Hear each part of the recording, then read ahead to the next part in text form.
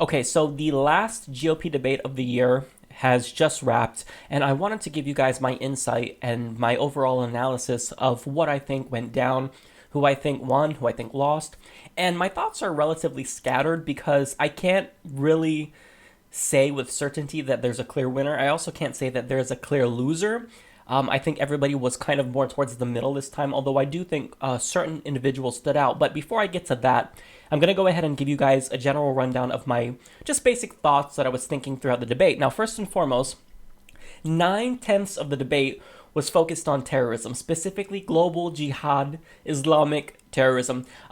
This is something that all of the candidates stressed that you need to be afraid of, and also each of the candidates pledged to protect you. So now when you juxtapose gun violence statistics with terrorism statistics, you'll see that a lot more people die due to gun violence than terrorism, yet the emphasis was on terrorism, specifically Islamic terrorism. Now look, that's still a problem. That's not to downplay the problem of actual terrorism, but the fact that this elephant in the room was there, gun violence, and nobody thought that we should be afraid of that, but thought that we should be more afraid of Islamic terrorism, well, it just seemed really interesting, and I thought that it was very conspicuous that it was absent. Now, we also saw some real differences tonight when it comes to foreign policy. I noticed that the non-establishment candidates like Cruz, Paul, Trump, and Carson, well, they were all more non-interventionist in their foreign policy orientation, whereas when you look at more establishment candidates, such as Jeb Bush and Marco Rubio,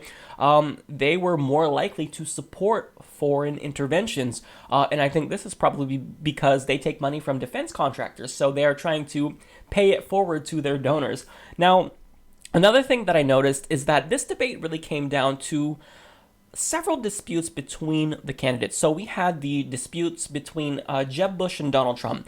We had the disputes between Marco Rubio and Ted Cruz. We also had some disputes between Marco Rubio and Rand Paul.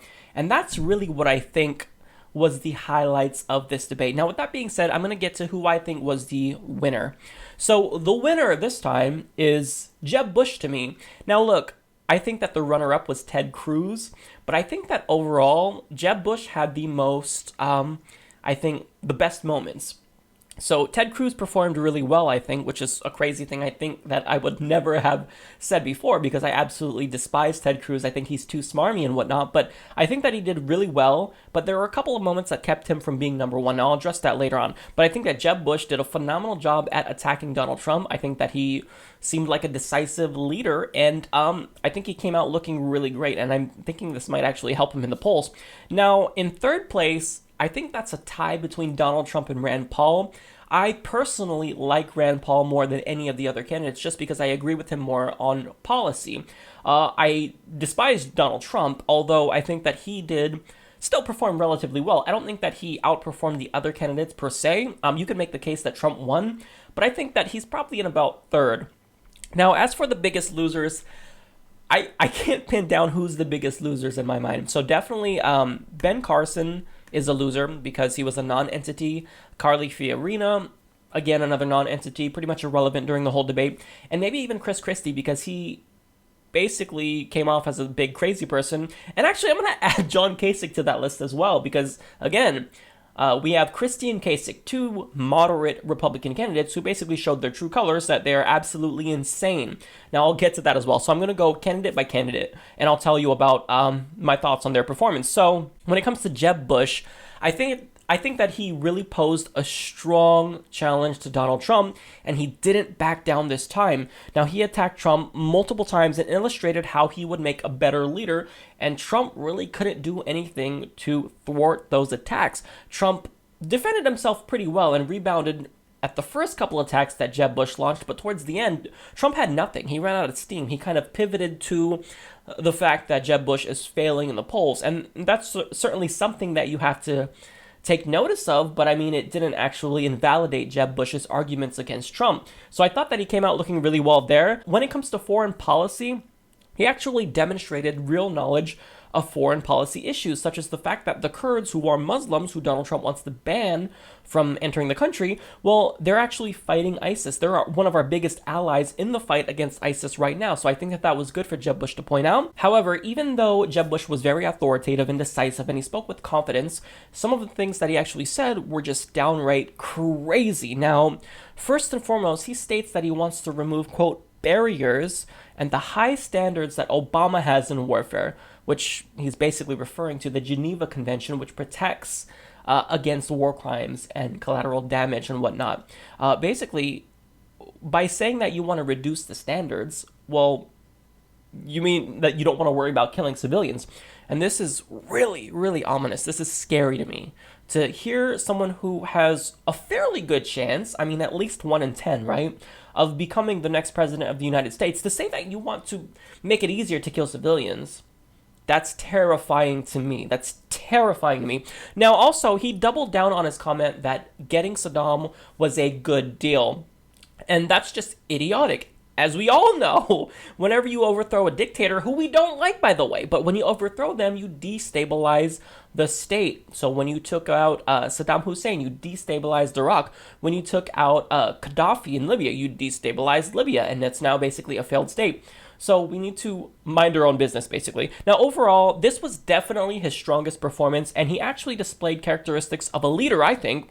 I thought that he was very decisive and assertive, and these are things that he wasn't before. He was more quiet. He was more reluctant to speak his mind, but I think that he did a good job at really displaying that he does have some of those characteristics as his brother has, regardless if you disagree with his policies or not.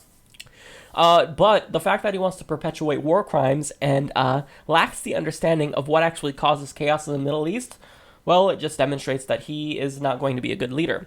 Now, moving on to Ted Cruz. So this is the first time that I think Ted Cruz actually shined. He had a very good performance, but he had some really cringeworthy moments that kept him from being number one in my mind, as I've stated earlier. So if it wasn't for the fact that he kept talking over the moderator and then got booed, I may have put him at number one, but I think that that moment was so damaging, it was so cringeworthy that I can't put him at number one after that happened. It was just bad, and you could tell he was embarrassed from that. He needs to learn how to shut up. He doesn't know how to do that. Now, I think that when it comes to his battles against Marco Rubio, I think he won every single time. He won on foreign policy, and he made a really strong case for non-interventionism, which I actually agree with. Yes, I agree with something that Ted Cruz said. This is insane to me. I'm actually questioning myself right now. But nonetheless, I think he made a pretty good point when it came to why we should not intervene in foreign affairs that don't involve us. He also talked about how we shouldn't topple dictators and arm mythical moderate rebels. That was his quote. And I think that he made some fantastic points, and he really differentiated himself from the establishment candidates. Now, he also outshined Rubio when it came to immigration, just for no particular reason. I thought that he was less flustered than Rubio. You could tell Rubio didn't know how to respond to Cruz's attacks, whereas Cruz just kept them coming. So I think that that was beneficial for him. He also pulled a Hillary Clinton by just outright copying Trump's comments. So I say Hillary Clinton because Hillary Clinton is now copying Bernie Sanders. And Cruz is doing the same thing to Donald Trump. When he talks about we're going to build a wall and we don't win, but we will win if I'm president. Well, this rhetoric is plagiarism of Donald Trump. But I think that this is really smart for Ted Cruz because what he's doing is he's emphasizing the more stronger aspects about Donald Trump while simultaneously downplaying the more weaker aspects of him, which is blatant xenophobia and racism. Now, we all know that Ted Cruz is also a xenophobe and a racist himself, but he's more subtle about it. He's less overt, and I think that this could potentially help him because the crazy right-wing supporters who are of these candidates who are voting in the primaries, well, they're going to think that that's going to make him more electorally viable and vote strategically for Ted Cruz because of this. Because basically, you're getting what you think is seemingly Donald Trump without the craziness. But we all know Ted Cruz is crazy. Now, he was also less smarmy this time because I think that for the previous four debates, he came off as completely smarmy. But he was still very fake overall. Now, when it comes to Trump, he really needed to demonstrate foreign policy knowledge, and I don't think that he did that particularly well tonight. Now, he had some great points about why the Iraq War was a blunder, and why we shouldn't be the world police, but he still hasn't demonstrated that he has anything more than an elementary understanding of foreign policy issues, particularly related to the Middle East and North Africa. Now, additionally, he is beginning to sound like a robot because every single time he'll cite the same exact talking points. Now, this is word for word. So, for example, in his closing statement, once again, he talked about how America doesn't win anymore. Well, Trump, you've said this the last 3 times in a row. Switch it up. We already know what you're going to say. I can predict it right now. You're going to say, we don't win. We're going to build a wall. It's going to be great. Our leaders are stupid. I mean, you stick to the same exact talking points, and it's really redundant. It's really tiring at this point to hear. So he needs some new material. And also, a lot of these statements, such as we don't win, these are just vague platitudes that don't mean anything. He's not putting forth a substantive policy. He's not putting forth a coherent message when he says things like this. So I don't think it helps him. Now, when it comes to the question of whether or not how killing ISIS's families makes us different than ISIS, I think that he completely botched the question, and I think that Rand Paul was correct to state that Donald Trump supporters need to ask themselves, do you support the Constitution? Because if you are supporting Donald Trump and you vote Donald Trump, well, you don't care about the Constitution because he wants to basically wipe his butt with it. Now, when it comes to Rand Paul, I think he won the last debate, but this time he looked just completely run down. He looked tired. He looked like he didn't want to be there. He sounded like he had a cold even. Maybe that was the case, but I don't think so because I thought that he sounded like this the former debates, not the last one, but for the debates 1 through 3. I thought that he sounded as though he had a cold, and it's just because he just seems completely apathetic to me and doesn't want to be there. Now, I'm saying this as someone who agrees the most with Rand Paul out of all the GOP candidates. Now, he made a great point by saying that when we restrict civil liberties to fight terrorism, the terrorists win. But this point was lost on the other candidates. Now, also, when it comes to his attack on Chris Christie, it was savage. I mean, he remarked that Chris Christie is the World War III candidate due to his no-fly zone. And he also brought up Bridgegate to basically demonstrate how corrupt Chris Christie is. And I actually remarked out loud to myself, damn, when he did this, because that was just insane. And it was my favorite moment of the debate for Rand Paul. If he had more moments like that, I probably would have placed him at number 1 again. But I think that overall, he just didn't seem like he wanted to be there, and I think that's not going to translate very well to voters. Now, he was fundamentally wrong now on 2 issues. First and foremost, he stated that when it comes to Syrian refugees, the Gulf states are not doing anything. But when you look at states such as Lebanon, well, 1/4 of their population now is currently Syrian refugees. So they've taken in so much refugees, they have a literal refugee crisis. I mean, it's insane right now. They don't know how to take care of all these people. So some states have really taken on more of a burden than they really could. So I think that he should have given them credit. Now, he also said that our greatest national security threat is debt. But that's not true. So all the countries have debt. It's just a reality. And although it's not a great thing to have, it's just a fact. If you're a country, you're going to have debt. A real national security threat, however, is climate change, because this actually threatens not just the United States, but the entire planet existentially. So if someone were to tell you that ISIS invaded Florida and took over parts of Florida, and it was no longer ours, they annexed part of Florida, we would consider that a national security threat. So when the oceans rise and Florida is underwater, we will lose part of Florida. So why is it the case that we only consider national threats something that is tangible, like a group or a state?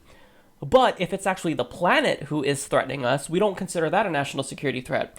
Well, I've got news for you. It is, and it is currently classified as a national security threat by the Obama administration, and rightfully so. So we got that wrong. Now, when it comes to Ben Carson was a biggest loser to me, one of the biggest, maybe the biggest, because he did nothing to make a comeback. And also, his moment of silence was absolutely embarrassing and just disingenuous. Basically, he said, I want to make a moment of silence for the San Bernardino victims. Okay, so let me talk about my policies. It was 1 second, and I thought that, at first when he said he was going to do a moment of silence, I thought, wow, this is really great because he's actually sacrificing his time to pay respect to the victims of the San Bernardino terrorist attack. But the fact that it was 1 second proved that he was just pandering, and I thought that I came off I thought that came off so bad, so he shouldn't have done it. And he was just a non-entity because he didn't do much during the debate. He didn't have any moments that he shined in. He was just not there. The other candidates anyways, ignored him. It was just not a good night for him. Now, when it comes to Carly Fiorina, again, she did nothing to regain momentum, and her points are just dim-witted. So, for example, she made a point on China that was just ridiculous. She stated that if we escalate tensions with China, basically that would influence them to support us and work with us.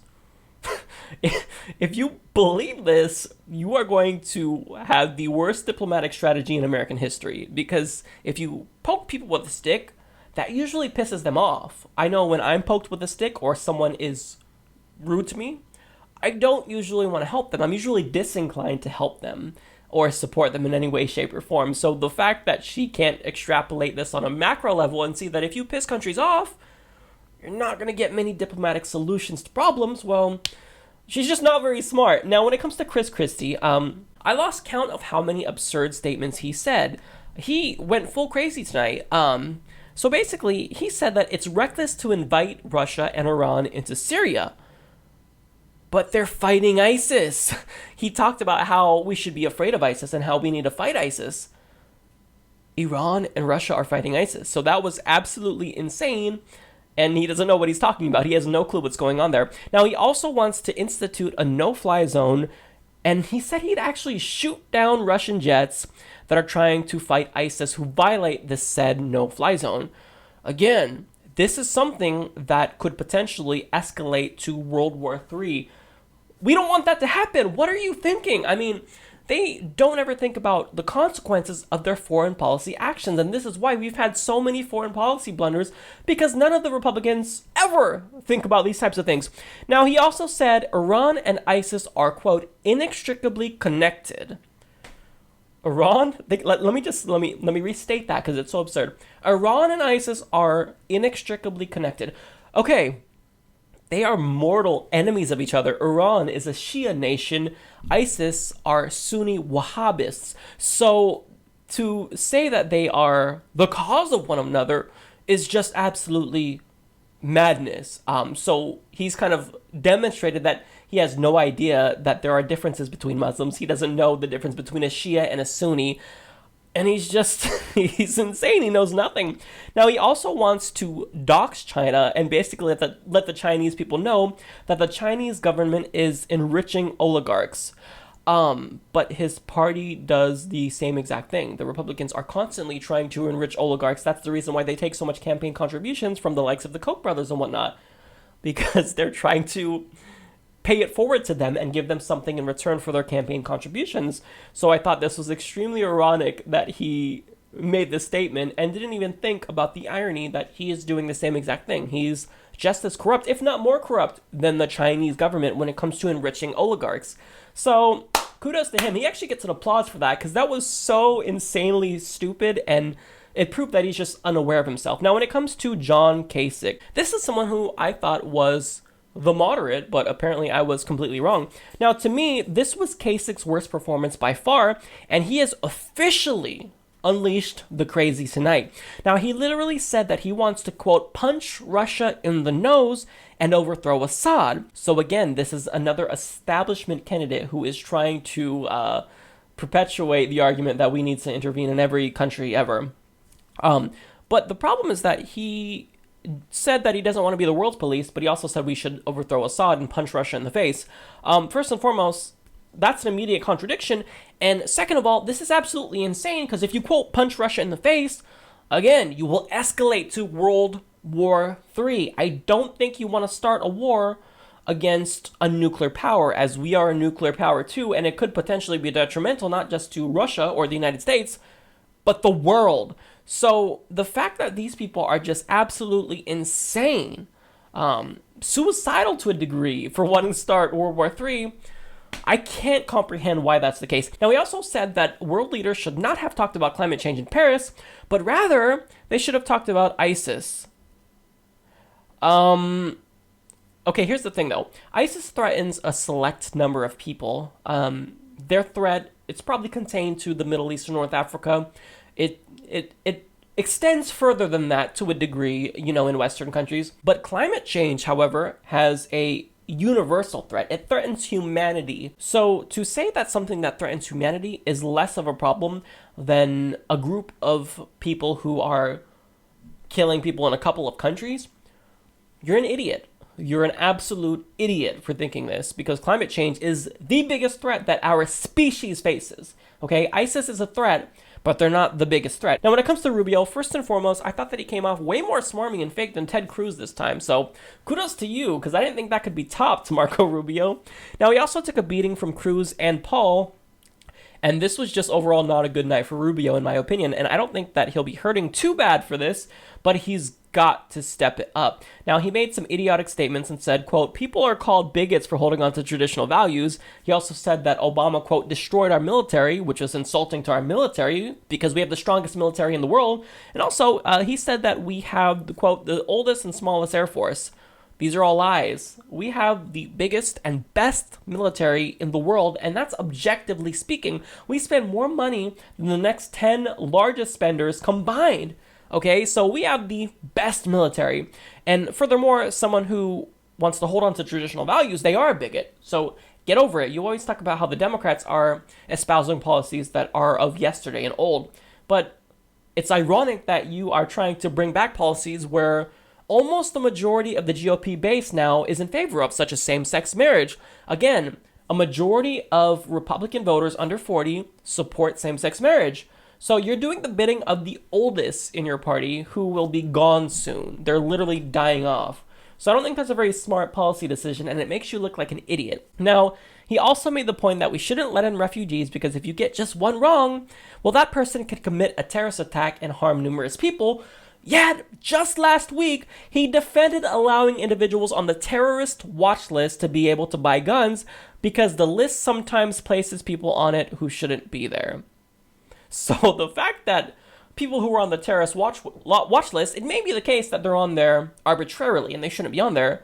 So we might as well just let all the terrorists on that list buy guns. Okay, well, what happened to the just one person could cause a huge problem? Isn't that the same case if you let terrorists buy guns? This guy is absolutely ridiculous. He is inconsistent and he's just insane. So basically, this is an argument that he tries to make. And he tries so hard to limit its applicability, but in actuality, it has much broader implications and can be extrapolated to many different scenarios, but he is not cognizant of that fact, and it wouldn't fit his narrative, so that's why he does it. Now, he also made the case as to why we should intervene in other countries, and I'm really glad that Rand Paul and Ted Cruz knocked him down on this, because his argument was weak, and he didn't exert the same amount of confidence that he typically does with these types of arguments. Now, one thing that I can say about Marco Rubio that I'm excited about is that he actually knew the difference between a Shia and a Sunni Muslim. Congratulations, man. You're one of maybe 2 Republicans that knows that. I mean, what? Jeb Bush, maybe Rand Paul. They know it, but nobody else knows it. Christie certainly doesn't know it because he thinks that ISIS and Iran are working together. If you could distinguish that, you're already a league ahead of the rest of the party. So overall, that's my thoughts on the 5th and final GOP debate for the year. And I think that this debate is important because it really sets the stage for what's coming. So basically, in the next couple of months, we will see the Iowa caucus, the New Hampshire primary, and this debate is probably going to have a lasting effect on the first competitions that we see in this election. I think that this was a very terrible debate overall. It was a complete shit show, I said on Twitter, because it was just nothing but fear-mongering and propaganda. So overall, terrible debate, terrible candidates. The winner, I think, was probably Jeb Bush, but who knows? There's multiple losers. I mean, nobody's really a winner with GOP debates. They all suck. But anyways, that's my take.